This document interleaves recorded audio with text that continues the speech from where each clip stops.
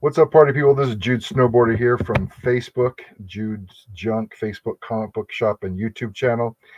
And we're doing a top 10 list of sorts, but this is signature series books. I haven't found any videos online looking at from an investment point of view, which ones are trending, which has the highest ROI. And I do an analysis to look at which books I send in for the upcoming CGC events. And I thought it would be fun or interactive for those who love yellow signature series books to see the unique books out there you could send in. You could probably get a high grade, maybe the highest grade yellow label for some of these artists' earlier works. Look at the big books on what the ROI might be for getting Howard or an artist to sign. This first video is going to be a Howard Chaykin. I hope I'm pronounced that correctly. I'm probably not. But it was just announced yesterday that Howard's coming to CGC. And I like this. I wanted to start here. This is my first video because I wanted to get Howard to sign my Star Wars #1, I don't know, 2 years ago. And he was only doing CBCS. And the next year he only did CBCS. And I haven't really seen him at CGC for a while. So I'm just starting with him. It just came out yesterday. And we're going to get right into it. Let's just look at number 10.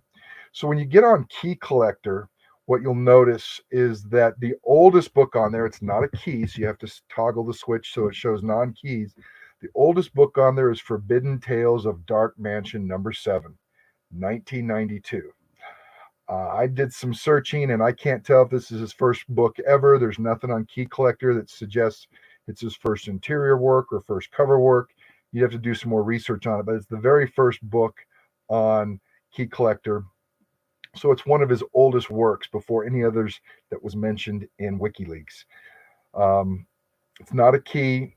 A 9.4 sold for $26, so not very expensive. Unknown book. There is no values for anything above that. A 9.6, a 9.8. There was no yellow label signed. The highest on the census is a 9.4. So the highest grade Forbidden Tales of Dark Mansion #7 has gone is basically $26 a few years ago. The highest signed on the census is a 7.5. So this book came out in July 1972.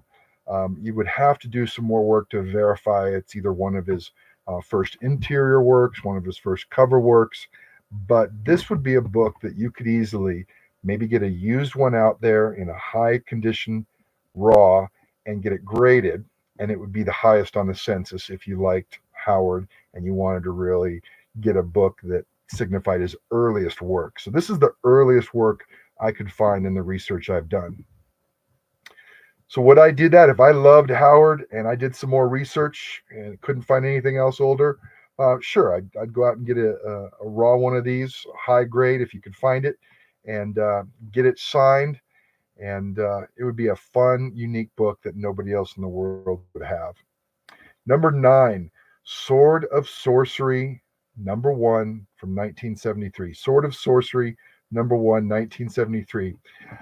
He said this was his first major work with DC.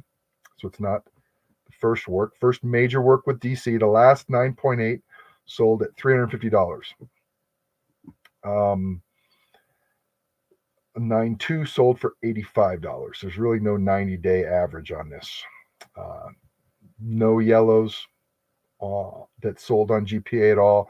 There's 11 blue labels in the world, and the highest signed is a 9.2 on the CGC census.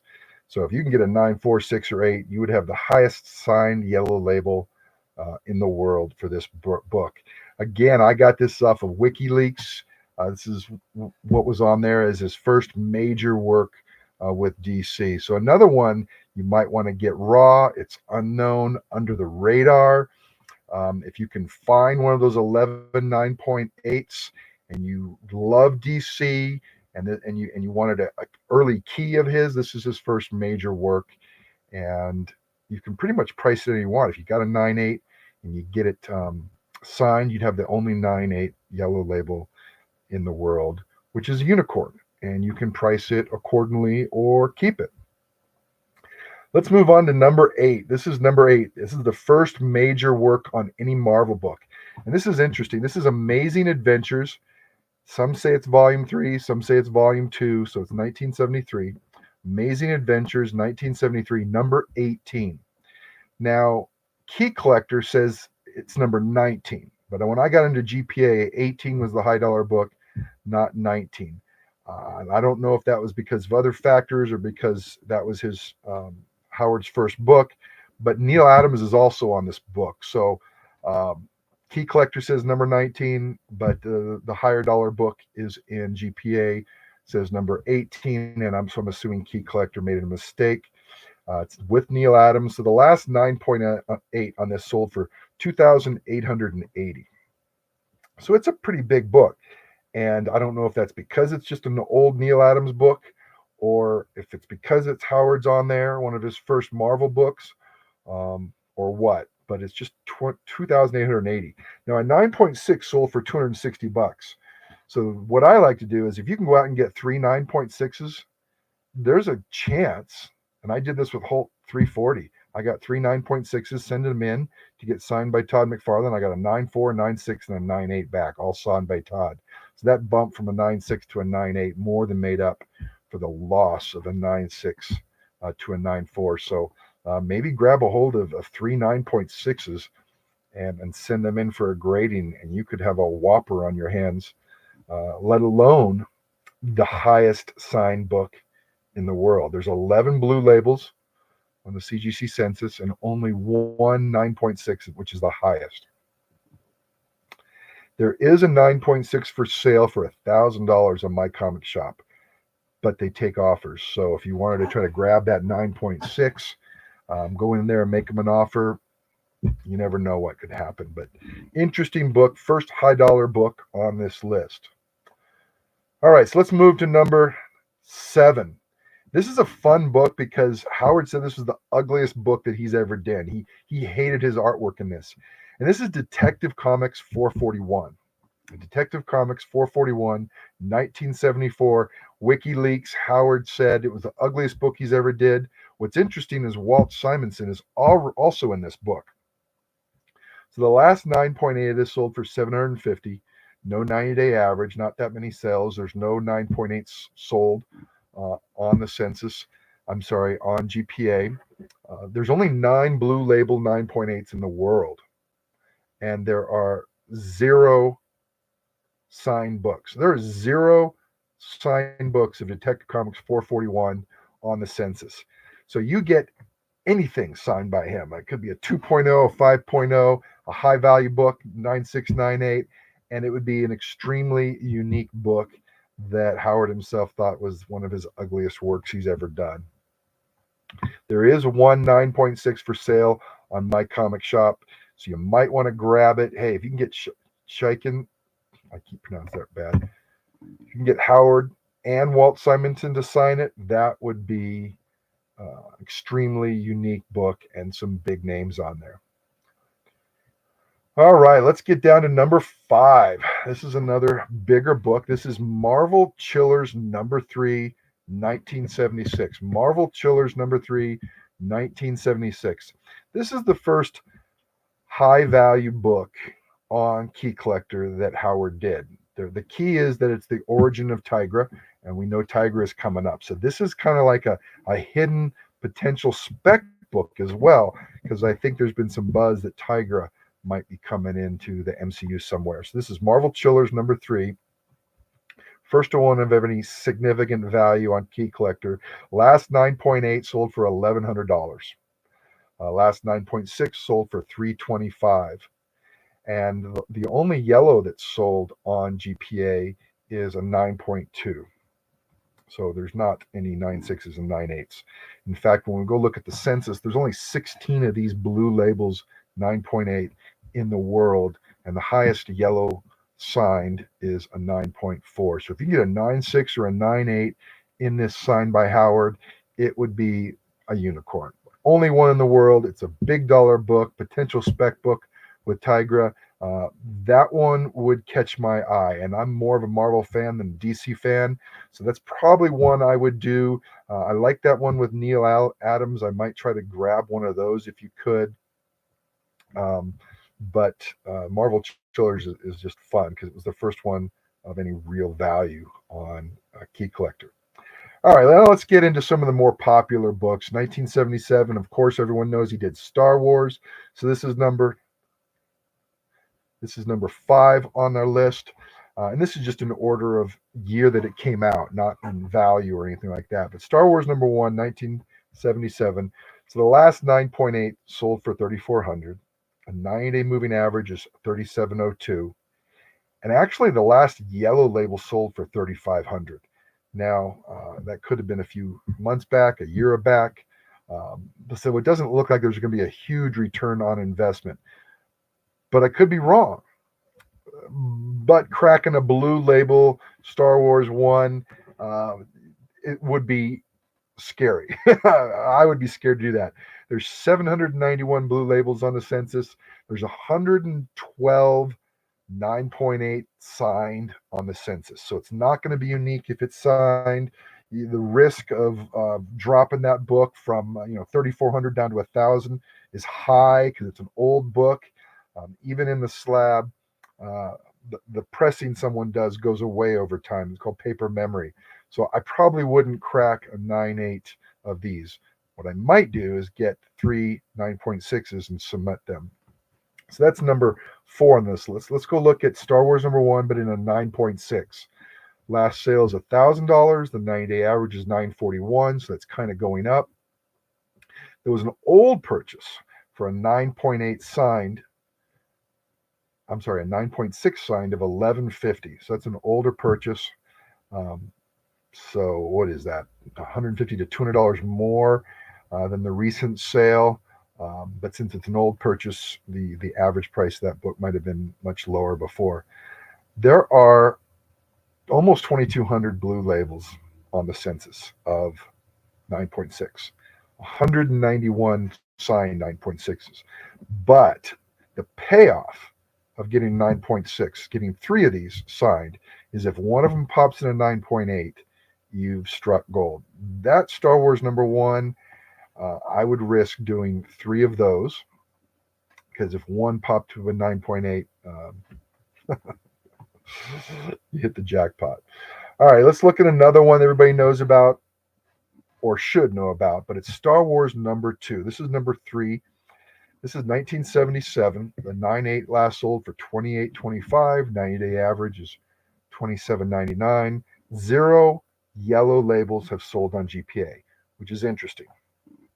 There's 162 blue labels and only 7 that are signed in 9.8s. So that would be one I would get because of the scarcity. There's only 7 in the world that are 9.8 signed. It's a pretty big book to crack a 9.8 at $2,800. So again, maybe doing some 9.6s of this. There are 6 9.6s out there for sale. There's 1 9.8 out there for sale. But that is going to be much more scarce. So again, that would be something to maybe send in some 9.6s and hope for the bump. Let's look at number 2, and we're getting a little bit more current. This is another spec book. This is Suicide Squad number 1, 1987. Now, if you look it up on KeyCollector, it's got multiple first appearances. It is a bunch. There's a comment in there about how someone was cast for the new Creature Commandos, a movie or TV show that's coming out. So it's a spec book. It's a Howard Chaykin book.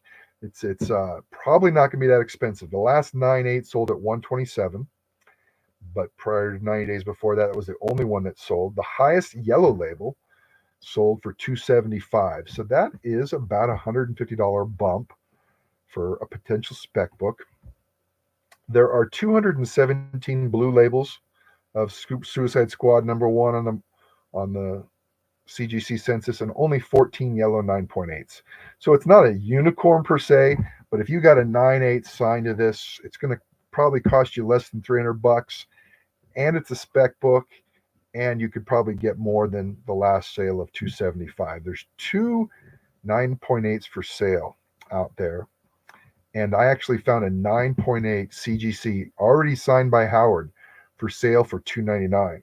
So what's interesting about that is rather than take a chance on cracking a 9.8, if you can get one for 100, 120, 150, cracking it and getting it signed, sending it in. One book's going to cost you 150 with shipping and everything. 150 plus 150 is 300. So if you can get a brand new one on that My Comic Shop for $2.99, I would just buy the new one rather than waste a bunch of time. You're going to have a signed one here in a few days. In fact, I might go out and buy that for $2.99 because, again, I think Suicide Squad #1 has room for growth, and there's only 14 in the world. All right, so this last one, #1, it's only #1 because it's the newest one on my list, and then we'll be done with this first video. This is Spider-Man 2099. It's a hot spec book. This is number 37. It is a key. It's on KeyCollector. I don't remember why it was a key, but it's a key, 1995. It's got an Amazing Fantasy number 15 homage. It is Howard, I believe he did the cover. But the last 9/8 of this sold for 113 bucks, which is great. The last 9/8 yellow sold for 168. So if you can get one for 168, that's the way to go. But the one prior to that sold for 350. So that's odd that a yellow 9.8 with Howard's signature sold for 350, and then after that 168. That reflects the drop in the market, so it's not that weird. But what is interesting is there's 23 blue labels, and there's only 3 yellow signed on the census. So unicorn, if it's under 5, that might be considered a unicorn. It's an odd book. It is a Superman 29.9. It's a Howard book. It's an AF-15 homage.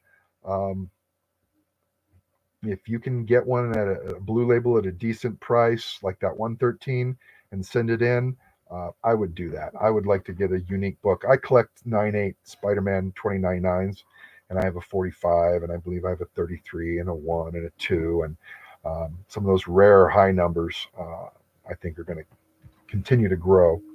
But there's 2 9.6s for sale out there. There's 2 9.8s for sale out there. So if you have any questions, if I didn't answer all your questions, hey, where is that one for sale at? Well, feel free to make some comments below. Ask the questions you have. I would love to get a 9.6. My goal has been to try to get a Star Wars #1 9.6 for about 6 months, and they're not going down. They've been going up. Star Wars is not going anywhere. They're only going to go up. I was reluctant to get one at 700. Now it's up to 1,000. So the bottom on Star Wars looks like it's came and went, and now it's slowly going back up. It's possible that I'm in the middle of Oshkosh. Is that the way you pronounce it? So that might have bumped it with the TV show on right now. But anyways, let me know what you think, guys. Happy hunting, and tell us your stories of what kind of yellow labels you've loved the most. All right, let me see if